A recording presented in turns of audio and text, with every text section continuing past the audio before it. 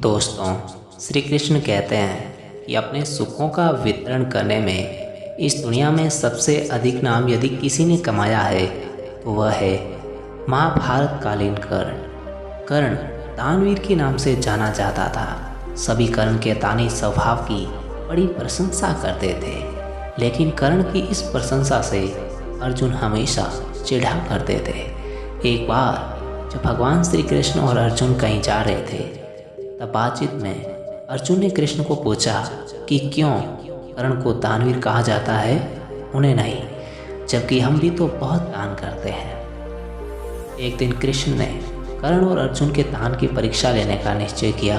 उन्होंने अपनी माया से एक सोने का पहाड़ बनाया और पहले अर्जुन से कहा, सूरज डूबने से पहले उसे सारा पहाड़ दान कर देना है। अर्जुन ने तुरंत पहाड़ काटकर उसे बांटना शुरू कर दिया।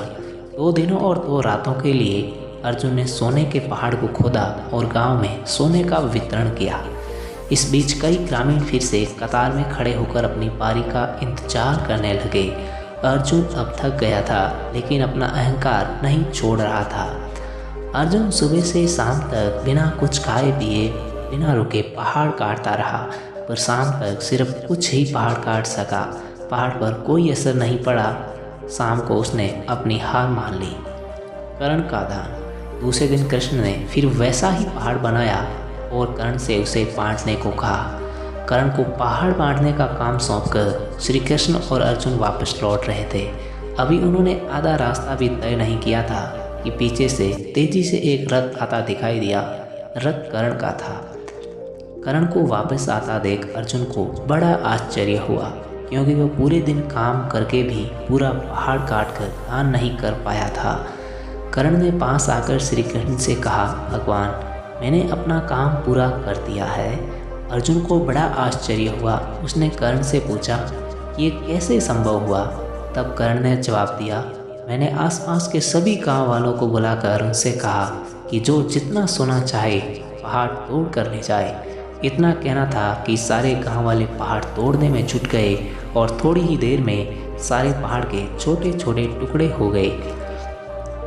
तब कृष्ण ने अर्जुन से कहा, देखा, पहाड़ तो तुम भी दान करना चाहते थे, पर तुम्हें ये नहीं सूझा। कृष्ण मुस्कुराए और अर्जुन से कहा कि तुम सोने से मोहित हो गए थे और तुम ग्रामीणों को उतना सोना दे रहे थे जितना तुमने सोचा था कि उन्हें ज़रूरत है। लेकिन कर्ण ने इस तरह नहीं सोचा और दान देने के बाद कर्ण वहाँ से चला गया। वे नहीं चाहते थे कि कोई इस बात पर उनकी प्रशंसा करे, न ही उन्हें इस बात का बुरा लगा कि कोई उनके पीछे क्या बोलेगा। कहानी से सीख क्या मिलती है? आप लोग कर्ण वाली सोच रखें, अर्जुन वाली नहीं। अर्जुन भले ही अपने युग का सर्वश्रेष्ठ धनुर्धर रहा हो, लेकिन क्या वो एकलव्य से बढ़कर धनुर्धर हो सकता है? क्या उसका यश और कीर्ति कर्ण जैसा हो सकता है? कदाचित नहीं।